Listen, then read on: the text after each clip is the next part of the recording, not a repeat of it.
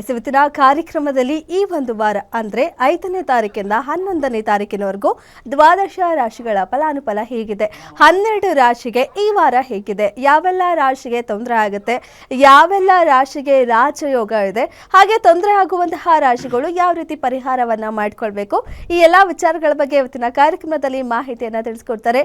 ನಮ್ಮ ಜೊತೆ ಇದ್ದಾರೆ ಖ್ಯಾತ ಸಂಖ್ಯಾಶಾಸ್ತ್ರಜ್ಞ ಆರ್ಯವರ್ಧನ್ ಗುರೂಜಿ ಅವರು. ಅವ್ರನ್ನ ಕಾರ್ಯಕ್ರಮಕ್ಕೆ ಸ್ವಾಗತ ಮಾಡೋಣ. ಗುರೂಜಿ ನಮಸ್ತೆ, ಕಾರ್ಯಕ್ರಮಕ್ಕೆ ಸ್ವಾಗತ. ನಮಸ್ಕಾರ. ಓಂ ಬ್ರಹ್ಮದೇವಾಯ ನಮಃ. ಪೂಜ್ಯಾಯ ರಾಘವೇಂದ್ರಾಯ ಸತ್ಯಧರ್ಮರತಾಯಿತ ಬೈತಾಂ ಕಲ್ಪವೃಕ್ಷ ನಮತಾಂ ಕಾಮಧೇನವೇ ಶ್ರೀಬನ್ ನಾರಾಯಣ ಮಹಾಲಕ್ಷ್ಮೀದೇ ನಮಸ್ತೆ. ಹರಿಗೂ ಶರಣದೆ, ಗುರುಗೂ ಶರಣದೆ, ವಾಗ್ದೇವಿ ಸರಸ್ವತಿ ಕೂಡ ಶರಣದೆ. ನಂಬರ್ ಅಂದರೆ ನಾನು ಅಂದರೆ ನಂಬಸ್. ಹೇಳ್ತೀನಂತ ಆಗುತ್ತೆ ಅಂತ ಹೇಳ್ತೀನಿ. ಅಭಿಮಾನಿ ದೇವ್ರಿಗೆ ಗೊತ್ತು. ಒಂದು 2-3 ಟೆಕ್ನಿಕ್ನ ಹೇಳ್ತೀನಿ, ದಯವಿಟ್ಟು ಅರ್ಥ ಮಾಡ್ಕೊಳ್ಳಿ.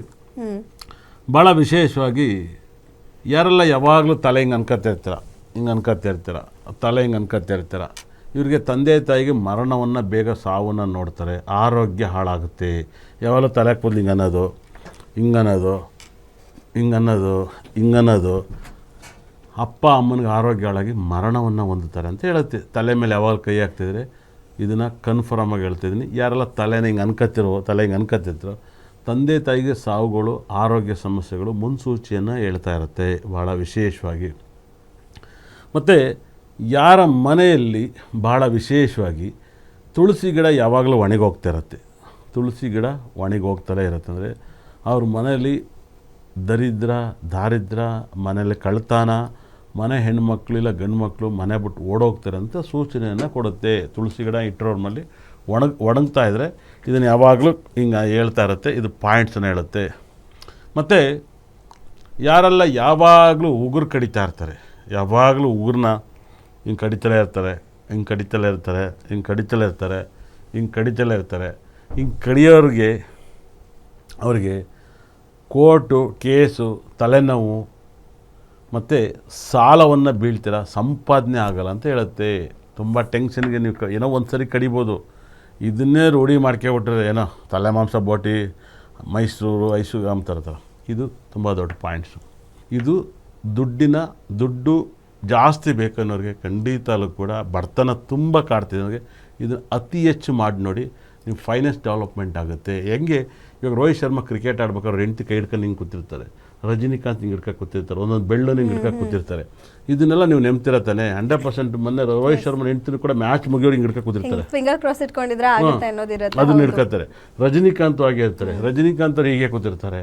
ಇದೆಲ್ಲ ವೈಬ್ರೇಷನ್, ಇವೆಲ್ಲವೂ ಕೂಡ ಮುದ್ರೆಗೆ ಬರ್ತವೆ. ಇದು ನಿಮಗೆ ಇದು ಏನಂತಾರೆ ಗೊತ್ತಾ, ಇದು ಈಲಿಂಗಲ್ಲಿ ಬರ್ತಿದ್ದಲ್ಲ ಟೆಕ್ನಿಕ್. ಈಲಿಂಗಲ್ಲಿ ಯಾರು ಹೇಳ್ಕೊಟ್ಟಿಲ್ಲ. ಭಾಳ ವಿಶೇಷವಾಗಿ ಭಾಳ ಹಿರಿಯೋರೆಲ್ಲ ನೀವು ನೋಡಿರ್ಬೋದು, ಒಂದು ಜ್ಞಾನಕ್ಕೋಸ್ಕರ ತಲೆ ತರಿಸ್ತಾರೆ, ಇಲ್ಲ ಅತಿ ಹೆಚ್ಚು ದೊಡ್ಡ ವ್ಯಕ್ತಿಗಳು ಬಂದಾಗ ಹಿಂಗೆ ಅಂತ ಇರ್ತಾರೆ ಹಿಂದ್ಗಡೆ. ಭಾಳ ವಿಶೇಷ, ಇದು ತುಂಬ ಫೈನಾನ್ಸ್ ಡೆವಲಪ್ಮೆಂಟನ್ನು ಆಗುತ್ತೆ. ಇದನ್ನು ಓಪನ್ನಾಗಿ ಹೇಳ್ತಾ ಇದ್ದೀನಿ, ದಯವಿಟ್ಟು ಅರ್ಥ ಮಾಡ್ಕೊಳ್ಳಿ.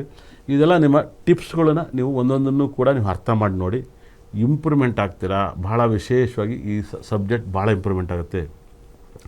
ಮತ್ತು ಯಾರಿಗೆಲ್ಲ ಕಾಲು ಬೆರಳ ಮೇಲೆ, ಹೆಬ್ಬೆಟ್ಟು ಬೆರಳ ಮೇಲೆ ಮಚ್ಚೆ ಬಂದಿರುತ್ತೋ ಖಂಡಿತ ಅಲ್ಲ ಕೂಡ ಗಂಡ ಮತ್ತು ತಂದೆ ಸಾವನ್ನು ನೋಡ್ತಾರೆ ಬೇಗ ಅಂತ ಹೇಳುತ್ತೆ.